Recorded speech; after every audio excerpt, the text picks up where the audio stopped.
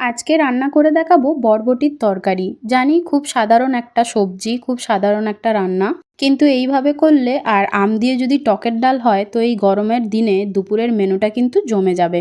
তো ফার্স্টেই আমি তেলের মধ্যে ফোড়নে দিয়ে দিলাম তেজপাতা, শুকনো লঙ্কা আর পাঁচ ফোড়ন। ভালো করে ফোড়নটা ভেজে নিয়ে পেঁয়াজ অ্যাড করে আর আলু অ্যাড করে একসাথে ভালো করে ভেজে নেবো। তারপরে দিয়ে দিলাম বরবটি আর বেগুন, ভালো করে ভেজে নিয়ে টমেটো অ্যাড করে দিয়েছি। তারপরে দিয়ে দিচ্ছি মশলা, লঙ্কার গুঁড়ো, হলুদ গুঁড়ো আর দিয়ে দিচ্ছি আদা আর সর্ষে বাটা। এবার এখানেই আমি পরিমাণ মতো নুন অ্যাড করে দিলাম। এবার ভালো করে একটু কষিয়ে নেব। কষানো হয়ে গেলে পরিমাণ মতো জল অ্যাড করে দিচ্ছি, নেড়ে চেড়ে তারপরে দিয়ে দেবো ঢাকা।